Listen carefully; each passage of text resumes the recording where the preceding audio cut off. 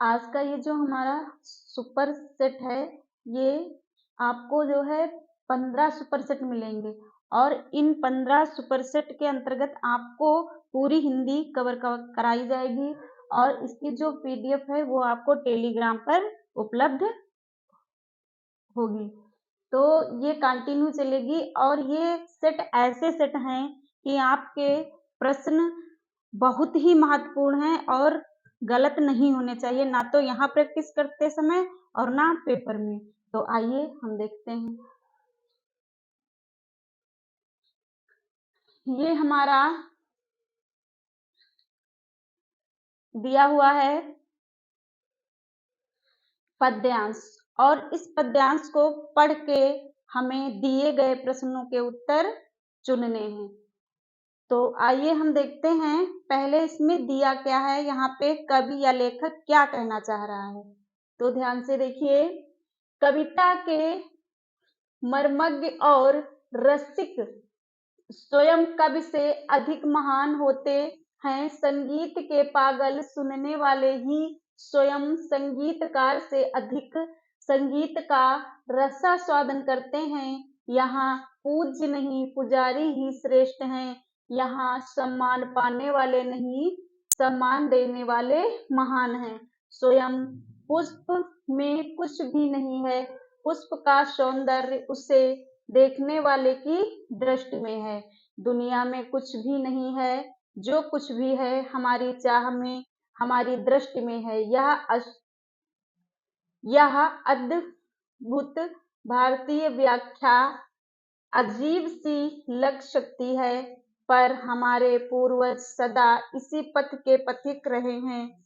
उत्तम गुरु में जात भावना भी नहीं रहती।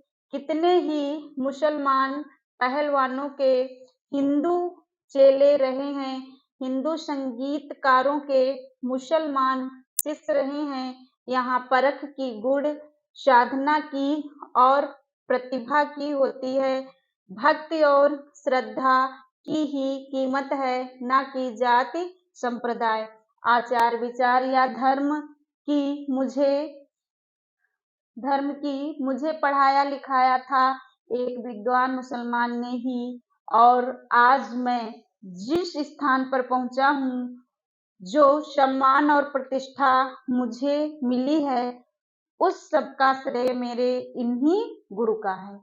तो यहाँ पे पहला जो आपका प्रश्न है वो है, कविता का मर्मज्ञ तथा रसिक कौन हो सकता है। कविता का मर्मज्ञ तथा रसिक कौन हो सकता है।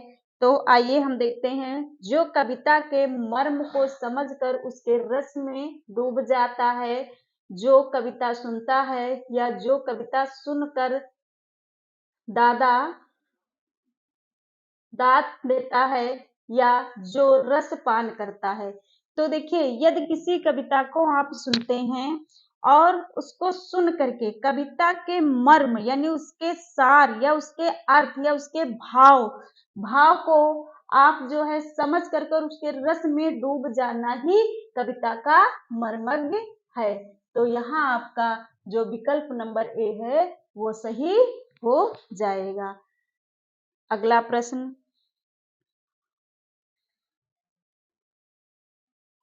अगला प्रश्न आपका है, पुष्प का सौंदर्य किसमें है। पुष्प का सौंदर्य किसमें है। तो किसमें है, देखिए, तोड़ने वाले की दृष्टि में, देखने वाले की दृष्टि में, स्वयं पुष्प में या पाने वाले की दृष्टि में। तो पुष्प का सौंदर्य किसमें है। तो यहाँ आपने पढ़ा भी होगा कि यहाँ पर देखिए, पुष्प का सौंदर्य उसे देखने की दृष्टि में है। यहाँ पे देखो आपको मिल रहा है। तो पुष्प का सौंदर्य जो है वो देखने वाले की दृष्टि में है। तो यहाँ पे विकल्प नंबर बी आपका सही हो जाएगा। अगला प्रश्न, अच्छा गुरु अपने शिष्य में देखता है, क्या देखता है। जाति तथा धर्म, आचार विचार, भक्ति तथा श्रद्धा या रंग तथा रूप। तो जो अच्छा गुरु होगा वो अपने शिष्य में क्या देखेगा, देखेगा उसकी भक्ति और श्रद्धा कैसी है, भक्ति और श्रद्धा कैसी है। जो अच्छा गुरु होगा वो अपने शिष्य में भक्ति और श्रद्धा कैसी है ये देखेगा, ना कि जात या धर्म, आचार विचार या रंग तथा रूप। ये अच्छा जो गुरु होगा ये सब कुछ नहीं देखता है। तो आइए अगला प्रश्न, पथ शब्द का उचित समानार्थी क्या है? समानार्थी माने है पर्यायवाची। समानार्थी का मतलब क्या है? पर्यायवाची, पर्यायवाची। समानार्थी का मतलब है पर्यायवाची। तो क्या हो जाएगा? पथ। तो पथ का क्या हो जाएगा? मार्ग, भोजन, यात्री या पथिक। तो हम सभी लोग जानते हैं पथ माने क्या होता है? मार्ग या रास्ता। मार्ग भी होता है या रास्ता भी होता है। तो ये जो है समानार्थी शब्द मार्ग हो जाएगा। अगला प्रश्न, जो सम्मान और प्रतिष्ठा मुझे मिली है उस सबका श्रेय मेरे उन्हीं गुरु का है, कथन से कौन सा भाव प्रकट होता है? कि जो सम्मान और प्रतिष्ठा मुझे मिली है उस सबका श्रेय मेरे उन्हीं गुरु का है, कथन से कौन सा भाव प्रकट होता है? तो कौन सा भाव प्रकट होता है देखते हैं। गुरु के प्रति घृणा, गुरु के प्रति अपनापन, गुरु के प्रति शिष्य भाव या गुरु के प्रति श्रद्धा भक्ति। तो यहाँ पे क्या है? या तो आप यहाँ देखें कि जो सम्मान और प्रतिष्ठा मुझे मिली है उस सबका श्रेय मेरे उन्हीं गुरु को है। तो यही आपको मिल गया कि गुरु के प्रति श्रद्धा और भाव। जो सम्मान और प्रतिष्ठा मुझे मिली है उस सबका श्रेय मेरे उन्हीं गुरु का है। तो किन गुरु का है? गुरु के प्रति श्रद्धा और सम्मान, ना कि गुरु के प्रति घृणा, ना गुरु के प्रति अपनापन, गुरु के प्रति शिष्य भाव, ये सब नहीं। अगला देखें। अगला आपका गद्यांश है। तो पहले तो हम गद्यांश ही पढ़ेंगे, पहले हम गद्यांश ही क्या करेंगे? पढ़ लेंगे। देखिए यहाँ पे है, विश्व की कोई भी सभ्यता नहीं है जिसने वनों के मूल्य को ना आका हो। वन विभिन्न प्रकार के पशु पक्षियों तक प्रजातियों के लिए एकमात्र आश्रय स्थल थे और आज भी हैं। वनों के निरंतर घटने से इनके संरक्षण की आवश्यकता पड़ी। आज भी वन संरक्षण की आवश्यकता पहले जैसी ही बनी हुई है।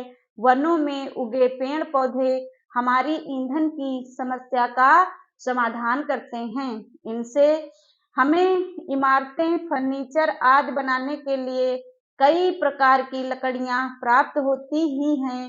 साथ ही कागज बनाने के लिए कच्ची सामग्री भी उपलब्ध होती है, परंतु इन्हें काटने के साथ साथ इनका संरक्षण भी आवश्यक है। पेड़ पौधे वर्षा कराने में सहायक बनकर पर्यावरण की रक्षा करते हैं। वहीं इनमें कार्बन डाइऑक्साइड जैसी विषैली गैस को सोखने की क्षमता भी होती है, जिससे हवा में गैसों का संतुलन बना रहता है। ऐसा करके वे हमारी पृथ्वी को सुरक्षित रखते हैं। पर्यावरण की सुरक्षा के साथ साथ हमारी सिंचाई और पेयजल की समस्या का समाधान भी वनों के संरक्षण से ही संभव हो सकता है।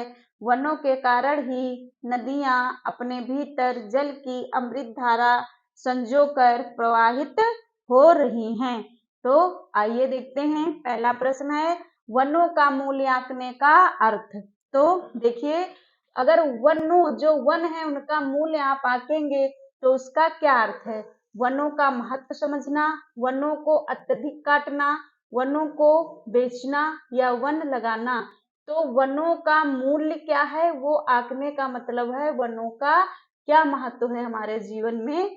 तो वनों का महत्व समझना, वनों का मूल्य आंकने का अर्थ है वनों का महत्व समझना। अगला देखें, आश्रय स्थल से अभिप्राय है। क्या अभिप्राय है? भोजन का स्थान आश्रय, आश्रय स्थल से क्या अभिप्राय है? भोजन का स्थान, घूमने का स्थान, रहने का स्थान या आश्रम का स्थान। तो आश्रय, आश्रय मतलब क्या? आश्रय स्थल मतलब रहने का स्थान। क्या हो जाएगा आश्रय स्थल का? रहने का स्थान। यहाँ आपने इसमें कहीं ना कहीं पढ़ा भी है, तो देख लीजिए आश्रय स्थल से क्या अभिप्राय है। देखिए ये कहाँ पे दिया गया है, तो देखिए वन विभिन्न प्रकार के पशु पक्षियों तक प्रजातियों के लिए एकमात्र आश्रय स्थल थे और आज भी हैं, तो यानी कि रहने का स्थान। यही यहाँ पे सही ऑप्शन है। यही क्या है? सही ऑप्शन है। अगला देखें, वनों के संरक्षण से अभिप्राय है। क्या? वनों को काटना, वनों को फैलाना, वनों का साफ करना या वनों को बचाना। तो संरक्षण का क्या मतलब है? कि वनों को बचाना। ये आपका सही हो जाएगा। अगला देखें, नदियों में से जलधारा किसके प्रवाहित हो रही है? नदियों में से जलधारा किससे प्रवाहित हो रही? तो किससे? बताइए। वनों के, किसानों के, धरती के या समुद्रों के? यानी नदियों में से जो जलधारा है वो किसके लिए प्रभावित हो रही है? तो एक बार देखते हैं यहाँ पे ये कहाँ पे ये लाइन दी हुई है, तो ध्यान से देखिए ये लाइन कहाँ पे दी हुई है। नदियों की,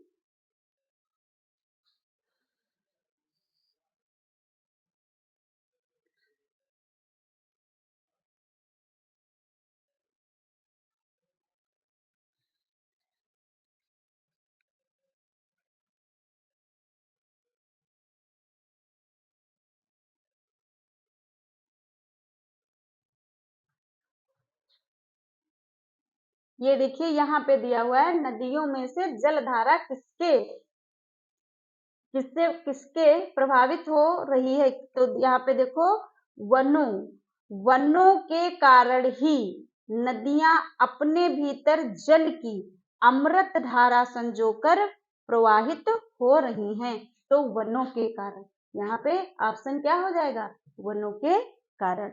तो ये आपका सही हो जाएगा। अगला देखिए, वन पर्यावरण की रक्षा किस प्रकार करते हैं? जो वन हैं वो पर्यावरण की रक्षा किस प्रकार करते हैं? तो हम अब ये जो हमारा गद्यांश है इसको हम पढ़ ही चुके हैं, पहले हम ऑप्शन देखेंगे। तेज हवाएं चलाकर, ये तो बिल्कुल गलत है। छाया देकर, ये भी गलत है। वर्षा कराने में सहायक बनकर, लकड़ी देकर, तो ये तो सब देते हैं, लेकिन वन जो है पर्यावरण की रक्षा किस प्रकार करते हैं? तो किस प्रकार करते हैं? वर्षा कराने में सहायक बनकर। जो वन है वो पर्यावरण की रक्षा वर्षा कराने में सहायक बनकर करते हैं। तो यहाँ पे ये आपका विकल्प सही हो जाएगा। अगला देखिए, बालक, ये नया आपका आ गया है। ये आपका जो है गद्यांश ये नया है, तो पहले तो हम इसे पढ़ लेंगे। देखिए, सर्दियों के दिन थे, एक बालक सुबह के समय अकेला स्कूल जा रहा था। रास्ते में एक स्टेशन था, वह रेल की पटरी के पास से गुजर रहा था कि अचानक उसकी नजर रेल की पटरी पर गई। वह उस वह उखड़ी हुई थी। बालक ने घड़ी देखी, गाड़ी आने वाली थी। उसने सोचा कि अगर गाड़ी इस पटरी पर से गुजरेगी तो इसका भयंकर परिणाम हो सकता है। अभी वह इससे आगे सोच भी ना पाया था कि गाड़ी की सीटी सुनाई दी। बस फिर क्या था, बालक के सामने एक ही लक्ष्य था, मुसाफिरों की जान बचाना। देखते ही देखते इंजन दिखाई देने लगा। बालक कूदकर दोनों पटरियों के बीच खड़ा होकर अपनी कमीज हिलाने लगा। ड्राइवर की नजर उस बालक पर पड़ गई। और उसने ब्रेक लगा दिए, लेकिन गाड़ी बिल्कुल बालक के पास आकर रुकी। ड्राइवर ने क्रोध से पूछा, क्या तुम्हें अपनी जान की कोई परवाह नहीं? गाड़ी क्यों रोकी? बालक ने रेल की उखड़ी हुई पटरी दिखाई और कहा, अगर मैं ऐसा ना करता तो सैकड़ों लोगों की जान चली जाती। पहला प्रश्न है, बालक ने घड़ी क्यों देखी? उसे घड़ी अच्छी लगती थी? नहीं। रेल के आने का समय हो रहा था। क्या था? रेल के आने का समय हो रहा था। घड़ी अपने दोस्तों को दिखाना चाहता था? ये भी नहीं। और रोजाना घड़ी देखकर स्कूल जाता था? ये भी नहीं। तो आपका विकल्प नंबर बी सही है। अगला देखो, बालक का कमीज हिलाना व्यक्त करता है कि बालक क्या कर रहा है कमीज से? सूझबूझ को, बेवकूफी को, शरारत को या असावधानी को। तो बालक का जो कमीज हिलाना है वो सूझबूझ को यहाँ पे प्रदर्शित कर रहा है। यदि बालक कमीज ना हिलाता तो रेलगाड़ी नहीं रुकती और बहुत सारे लोगों की जान जा सकती थी। तो इसलिए कमीज हिलाना बालक की सूझबूझ को यहाँ प्रस्तुत कर रहा है। अगला प्रश्न, रेल ड्राइवर को क्रोध क्यों आया? गाड़ी लेट हो रही थी, बालक की जिंदगी का सवाल था, उसे अपनी नौकरी की चिंता थी या ड्राइवर को अपनी जान खतरे में लगती थी। तो बालक को, रेल ड्राइवर को क्रोध क्यों आया? क्योंकि अगर वह गाड़ी ना रोकता तो बालक की जिंदगी का सवाल था। वो जो बालक कमीज हिला रहा था और जिसने रेलगाड़ी रोकने का प्रयास किया, तो अगर ड्राइवर रेलगाड़ी ना रोकता तो बालक की मृत्यु हो जाती। तो इसलिए जो है रेल ड्राइवर को क्रोध आया, बालक की जिंदगी का सवाल था, क्योंकि ड्राइवर को ये नहीं पता था कि बालक इसलिए रेलगाड़ी रोकना चाहता है कि आगे की जो पटरियां हैं वो खराब हैं। तो विकल्प नंबर यहाँ पे भी सही हो जाएगा। अगला देखो, उखड़ी हुई पटरी को देखकर ड्राइवर के मन में बालक के प्रति आया होगा, क्या आया होगा? क्रोध का भाव? बिल्कुल नहीं। दुख का भाव? बिल्कुल नहीं। शाबाशी देने का भाव। जब बालक ने बताया कि मैंने रेलगाड़ी इसलिए रोकी क्योंकि पटरियां खराब हैं, अगर मैं ऐसा ना करता तो बहुत सारे लोगों की जान चली जाती। तो जो है बालक की इस बात को जान करके जो ड्राइवर के मन में बालक को शाबाशी देने का भाव उत्पन्न हुआ। लोगों की जान बचाने का कार्य बालक के किस गुण को प्रकट करता है? उसके त्याग को, धैर्य को, उत्साह को या परहित को? किसको? परहित को। देखिए, बालक जो था रेलगाड़ी में जितने भी लोग यात्रा कर रहे थे, तो कोई भी जो है वो परिचित नहीं थे, लेकिन बालक ने यहाँ पे जो कार्य किया वो परहित, पर माने दूसरों के हित के लिए उसने ऐसा किया। तो यहाँ पे विकल्प नंबर डी आपका सही हो जाएगा। अगला आपका पैराग्राफ है, तो पहले हम इस पैराग्राफ को पढ़ेंगे। आइए, सबसे महत्वपूर्ण बात इस प्रशिक्षण के दौरान सामने आई यह थी छात्रों तथा शिक्षकों के बीच परस्पर संबंध। हमने अध्यापकों को इस बात के लिए प्रोत्साहित किया था कि वे प्रत्येक छात्र की भावना की कद्र करें तथा यह देखें कि छात्र क्या चाहता है। यदि एक बार छात्र शिक्षक से डरना बंद कर देता है, तब दोनों के बीच एक दोस्ताना रिश्ता कायम हो जाता है। तो छात्र छात्रा के लिए सीखना आनंददायक और आसान हो जाता है। शिक्षक की निकटता और उपस्थिति बहुत महत्वपूर्ण होती है, चाहे वह कक्षा में बैठकर हो या स्कूल के बाद खेल के मैदान में। इससे शिक्षक एवं छात्र एक दूसरे के निकट आ जाते हैं तथा छात्र के संपूर्ण विकास में इसका बहुत योगदान रहता है। दूसरा महत्वपूर्ण पहलू यह है कि शासकीय शिक्षकों के साथ भी एक रिश्ता बनाए रखना चाहिए, क्योंकि समानांतर शिक्षकों के रहते नियमित शिक्षक प्रायः यह समझने लगते हैं कि उनकी कोई आवश्यकता नहीं है। एक तरह से वे निश्चिंत हो जाते हैं तथा सारा काम समांतर शिक्षकों पर डाल देते हैं। यहाँ प्रश्न क्या कह रहा है? बच्चों के सीखने में सबसे महत्वपूर्ण है। क्या महत्वपूर्ण है?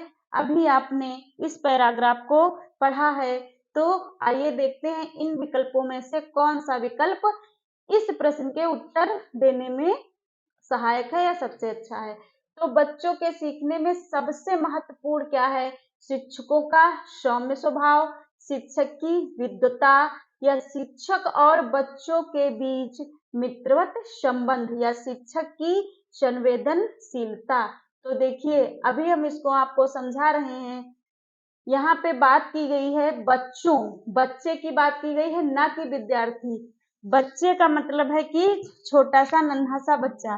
तो बच्चे के और शिक्षक के बीच में जो व्यवहार है वो शिक्षक क्या सबसे महत्वपूर्ण है? शिक्षक और बच्चों के बीच मित्रवत संबंध। यदि छोटा बच्चा है, उसे यदि आप बहुत तेज से डांट देंगे तो वो डर के कारण आपसे कुछ भी प्रश्न नहीं कर पाएगा। यदि आपसे कुछ पूछना भी चाहता है तो वो पूछ नहीं पाएगा। तो कैसा व्यवहार होना चाहिए? मित्रवत। तभी जो है बच्चा अपने मन की भावनाओं को आपके सामने प्रकट करेगा। यदि उसके सामने आप बहुत ही कठिन शब्दों का प्रयोग करेंगे फिर भी वो समझ नहीं पाएगा। तो अगर बच्चा है तो बच्चे और अध्यापक के बीच में कैसा मित्रवत व्यवहार होना चाहिए कि किसी भी प्रकार की कोई बात बच्चा निसंकोच या बिना संदेह या बिना डरे हुए अपने शिक्षक को बताए या अपने टीचर को बताए। तो इसलिए जो है यहाँ पे हमें ध्यान देना होगा कि बच्चों के सीखने में सबसे महत्वपूर्ण है शिक्षक और बच्चों के बीच मित्रवत संबंध, ना कि शिक्षक का सौम्य स्वभाव, ना कि शिक्षक की विद्वता, ना कि शिक्षक की संवेदनशीलता। यहाँ पे विकल्प नंबर सी आपका सही हो जाएगा। अगला देखो, प्रत्येक छात्र छात्रा की भावना की कद्र होती है। जैसे एक शिक्षक है, वो प्रत्येक छात्र की जो भावना है उसकी कद्र करता है। तो देखिए, क्यों एक शिक्षक या एक गुरु अपने शिष्य की कद्र करता है? उनकी बातों को ध्यान से सुनने से, या यह जानने से कि वे क्या जानते हैं, इसका कोई मतलब नहीं। उसका सम्मान करने से नहीं, इनमें से सभी नहीं। देखिए, प्रत्येक छात्र या छात्रा की भावना की कद्र होती है क्या? उनकी बातों को ध्यान से सुनने से। अगर कोई भी शिष्य, कोई भी छात्र या छात्रा आपसे कुछ कह रही है, तो आप जो है, आपका मतलब है एक शिक्षक जो है छात्र या छात्रा की बात को जब ध्यान पूर्वक सुनता है, तब वहां पे जो है उसकी कद्र होती है, छात्र की भावनाओं की कद्र है। और छात्र ये समझेगा कि जो कुछ भी हम कह रहे हैं, हमारे गुरुजन उस बात को ध्यानपूर्वक सुनते हैं और जो भी हमारी समस्या है उसका वो समाधान अवश्य करेंगे। तो यहाँ पे आपका विकल्प ए सही हो जाएगा। अगला देखें, शिक्षक विद्यालय के बाद भी बच्चों से रिश्ता बनाए रखता है, क्यों? आइए देखते हैं। ऐसा करना कठिन नहीं है, क्योंकि विद्यालय के बाहर शिक्षक शिक्षक नहीं रहता, ये तो कोई बात ही नहीं है। अगला देखते हैं, ऐसा करना ठीक नहीं है, क्योंकि यह परंपरा के विरुद्ध है, ऐसी भी कोई बात नहीं है। ऐसा करना ठीक है, क्योंकि शिक्षक की जिम्मेदारी विद्यालय के बाद समाप्त नहीं हो जाती है, ये तो वाकई ही नहीं सही है पढ़ने में। क्या कह रहा है प्रश्न? शिक्षक विद्यालय के बाद भी बच्चों से रिश्ता बनाए रखता है, क्योंकि ऐसा करना ठीक है, क्योंकि ऐसा करने से शिक्षक और बच्चों के बीच निकटता और विश्वास का रिश्ता बनता है, जो बच्चों के सर्वांगीण विकास में सहायक होता है। गुरु और छात्र का एक ऐसा संबंध है जो शिक्षक है वो छात्र का सर्वांगीण विकास करने के लिए तत्पर रहता है और करता भी है।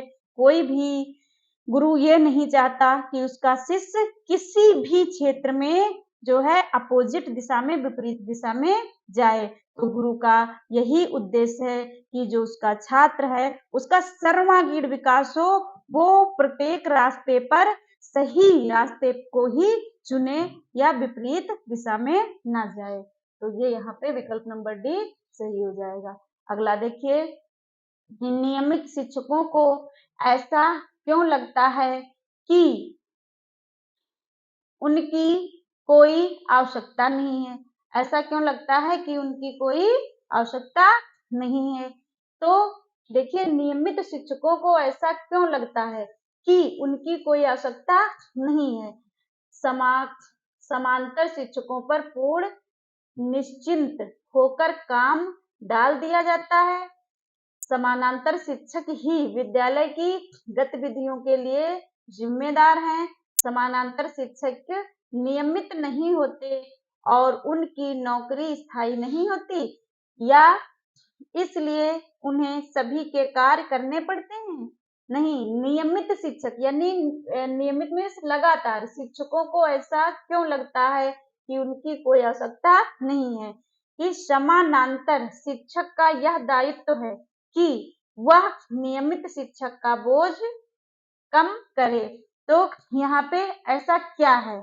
तो यहाँ सारे ऑप्शन एक जैसे लग रहे हैं, इसलिए हम एक बार फिर देखेंगे, क्योंकि हमने पढ़ तो लिया है। यहाँ पे देखो, यहाँ पे दिया है क्योंकि समानांतर शिक्षक के रहने की नियमित शिक्षक प्रायः यह समझने लगते हैं कि उनकी कोई आवश्यकता नहीं है। एक तरह से वे निश्चिंत हो जाते हैं तथा सारा काम समानांतर शिक्षकों पर डाल देते हैं। सारा काम किस पे? समानांतर शिक्षकों पे डाल देते हैं। तो नियमित शिक्षकों को ऐसा क्यों लगता है कि उनकी कोई आवश्यकता नहीं है? क्योंकि इस प्रश्न का उत्तर आप जो है कमेंट बॉक्स में दीजिएगा। ये आपका HW है, हमने लाइन भी बता दी है। यहाँ से चुन करके आपको कमेंट बॉक्स में इसका उत्तर भेजना है। अगला देखिए, शिक्षक और छात्रों के बीच कैसा संबंध लेखक को प्रिय है? मित्रवत संबंध, शिक्षक के प्रति श्रद्धा पूर्ण व्यवहार, या अनुशासन में रहकर शिक्षक की बात सुनी जाए, या इनमें से सभी? तो देखो, लेखक के अनुसार शिक्षक और छात्र का संबंध आपने पढ़ा भी है कि कैसा होना चाहिए? मित्रवत। कैसा होना चाहिए? मित्रवत होना चाहिए, ऐसा जो है लेखक ने कहा है। क्या कहा है? और ऐसा होना भी चाहिए। तो ये आपका सही हो गया। अगला देखिए, ये हमारी कविता है, तो इसे हम ध्यान से पढ़ेंगे। देखिए, सारे शीतल कोमल नूतन मांग रहे तुमसे ज्वालाकण, विश्व सलभ सिर पर धुन करता मैं, हाय न जल पाया तुमसे मिल, सिहर सिहर मेरे दीपक जल, जलते नभ में देख असंख्यक, स्नेहहीन नित कितने दीपक, जल मैं सागर का उर जलता, विद्युत ले घिरता है बादल, बिहस बिहस मेरे दीपक जल। ये आपकी कविता है। तो इसे हम क्या कहेंगे? इसे हम पद्यांश कहेंगे। तो इस पद्यांश की भाषा कैसी है? ये जो पद्यांश है इसकी भाषा कैसी है?